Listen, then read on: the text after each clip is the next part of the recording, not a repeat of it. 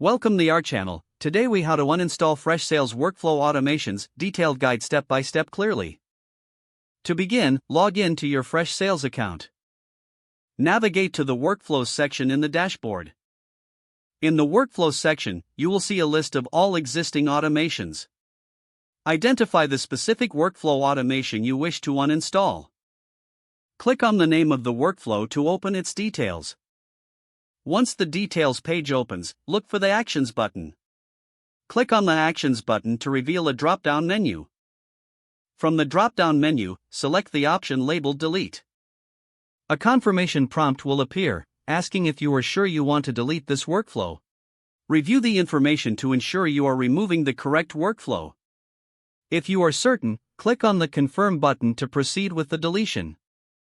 The workflow automation will now be uninstalled from your Freshsales account. You will receive a notification confirming the successful deletion of the workflow. Double-check the Workflow section to ensure that the automation no longer appears on the list. If you ever need to restore or recreate a workflow, you can do so by following the initial setup process again. That concludes the step-by-step instructions on uninstalling Freshsales workflow automations. If the page does not load, refresh the browser or try again in a private or incognito window. Make sure you are using the correct email address, then retype it carefully to avoid small typos. If your password is not accepted, use the reset option and create a new strong password you can remember. Check your spam folder for verification or security emails, then complete any requested confirmation steps. Enable two-factor authentication if available to improve account security and reduce unauthorized access risk.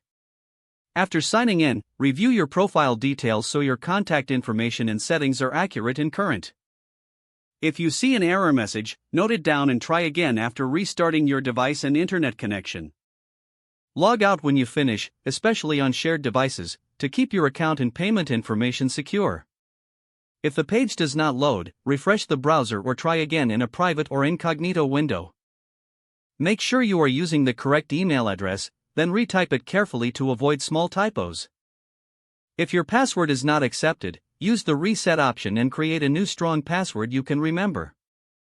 Check your spam folder for verification or security emails, then complete any requested confirmation steps. Don't forget to like this video and subscribe to our channel for more step-by-step tech guides.